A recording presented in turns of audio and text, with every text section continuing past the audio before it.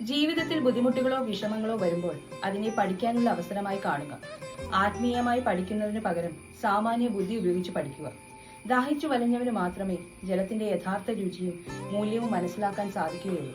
വിശക്കുന്നവന് മാത്രമേ ഭക്ഷണത്തിന്റെ മൂല്യം അറിയുള്ളൂ.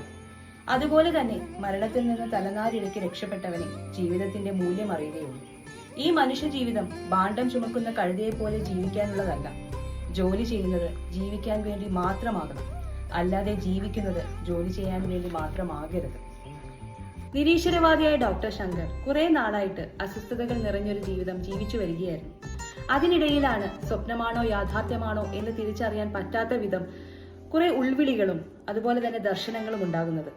പിന്നീട് അങ്ങോട്ടുള്ള അദ്ദേഹത്തിന്റെ യാത്രകളും ജന്മോദ്ദേശവും എല്ലാം വെളിവാക്കുന്ന ഒരു നോവൽ. സ്റ്റെതസ്കോപ്പ് ഇല്ലാതെ ഒരു ദിവസം, ഒരു നിരീശ്വരവാദിയുടെ ഋഷികേശ് യാത്ര, അപ്രതീക്ഷിത കണ്ടുമുട്ടൽ, ആരോഹണം, തഥാഗതന്റെ മണ്ണിലേക്ക്, യതിയുടെ കൂടെ ഒരു രാത്രി എന്നീ 6 അധ്യായങ്ങളിലൂടെ ഇഹപര ജീവിതത്തെക്കുറിച്ചുള്ള അന്വേഷണമാണ് ഗ്രന്ഥകാരൻ ഈ കൃതിയിലൂടെ നടത്തുന്നത്. സിയാൻ സിദ്ധാർത്ഥ് എഴുതി ലിബി പബ്ലിക്കേഷൻ പ്രസിദ്ധീകരിച്ച ഈ പുസ്തകത്തിന്റെ വില 150 രൂപയാണ്. ഹിമ മനുഷ്യൻ വെളിപ്പെടുത്തിയ ജീവിത രഹസ്യം.